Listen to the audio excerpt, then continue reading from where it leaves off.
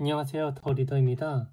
오늘은 제네시스 박님이 쓰시고 비즈니스북스에서 펴낸 대한민국 부동산 초보를 위한 아파트 투자의 정석을 소개하려고 합니다.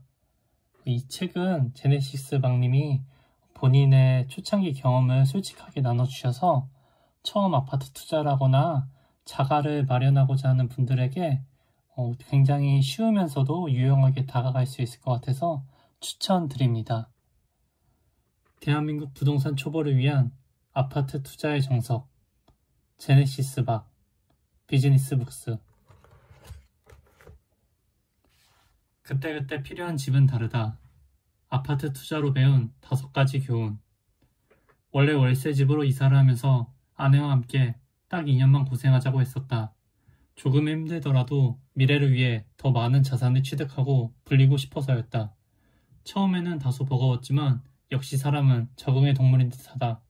시간이 지나면서 새로운 생활에 무난히 적응했으니 말이다. 아마도 월세 생활에 끝이 있고 자발적으로 선택한 일이기에 그랬을 것이다.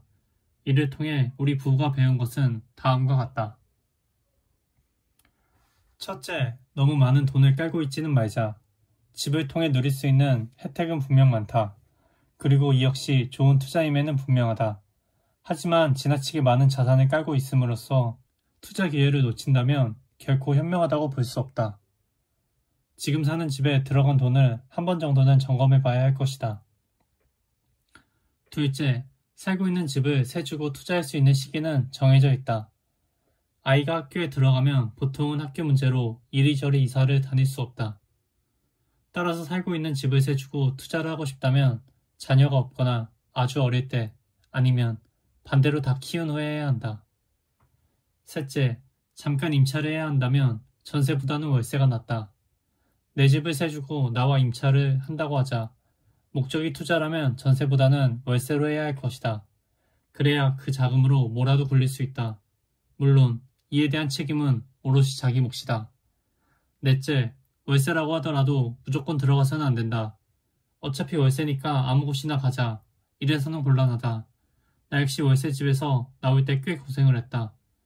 시세 조사를 제대로 하지 않고 다소 비싼 월세집으로 들어간 것이 화근이었다. 계약기간을 다 채우지 못하고 나올 수도 있고 계약기간이 다 되어도 다음 세입자를 구하지 못해 일정이 맞지 않을 수도 있다. 부동산 거래에는 관행이란 게 있어서 모든 것이 계약에 딱 맞게 진행되지는 않는다. 따라서 나중에 빠져나올 때도 생각을 하고 들어가야 한다. 다섯째, 복비, 이사비를 아까워하지 말자. 간혹 주변에 보면 아직 만기가 되지 않았는데 복비를 내는 게 아까워서 또는 이사비가 비싸서 등의 이유로 중간에 움직이지 못하는 경우가 있다. 하지만 이사비는 어차피 이사를 해야 한다면 무조건 발생하는 것이고 복비 역시 타이밍을 잡기 위해서라면 어느 정도 내 각오를 하는 게 낫다. 참고로 우리 부부가 지난 4년 동안 4번의 이사를 하면서 지불한 복비는 1,000만 원이 채 되지 않는다. 하지만 이를 통해 늘어난 자산은 대략 5억 원에 달한다. 월세살이를 한 1년은 힘들고 아쉬운 일도 있었지만 배운 것이 훨씬 많은 시기였다. 하지만 결국에는 2년을 다 채우지 못하고 1년이 조금 지난 시점에 또 다른 결심을 하게 됐다. 서울 중랑구에서 판교까지 통근하기가 너무 힘들었고 무릎도 많이 나빠져서 뭔가 대책을 세우지 않으면 안 된다는 생각에서였다. 그리고 중요한 이유가 하나 더 생겼다.